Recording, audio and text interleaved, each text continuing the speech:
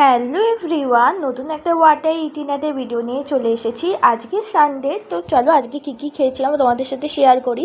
সকালবেলা উঠেই তোমাদের ওয়েদার দেখাচ্ছিলাম। এই দেখো খুব জোরে হাওয়া দিচ্ছিল, এখনও বৃষ্টি পড়া শুরু হয়নি কিন্তু যখন তখন শুরু হবে। আর এই দেখো আজকেও একটা গাছে ফুল ফুটেছে, যেটা দেখতে খুব সুন্দর লাগছিল।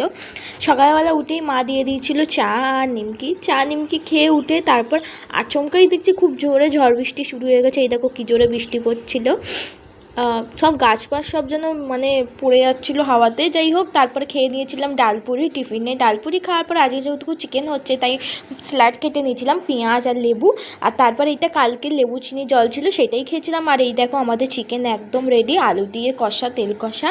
আজকে দুপুরে ছিল দেরাদুন চালের রাইস আর আলু মাংস দিয়ে, আর ছিল পেঁয়াজ আর লেবু। আর এই দিয়ে আজকে দুপুরে লাঞ্চটা কমপ্লিট করেছিলাম, মুরগির মাংস আলু দিয়ে আর রাইস, মানে দেরাদুন চালের রাইস আর ভাত, লেবু পেঁয়াজ এই দিয়ে লাঞ্চ কমপ্লিট। তারপর সন্ধ্যেবেলা খেয়ে নিয়েছিলাম চা আর নিমকি।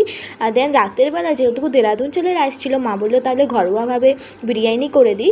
গোলাপ জল কেওড়া জল ছিল না, ওই যা ছিল তাই দিয়েই কোনোরকম বিরিয়ানি হয়ে গেছিলো। বলতে পারো এটা একটা ঘরোয়া বিরিয়ানি, যেটা খেতে অসাধারণ লাগছিলো। আজকেরটা কেমন লাগলো অবশ্যই কমেন্টে জানিও। ওকে, বাই, সি ইউ।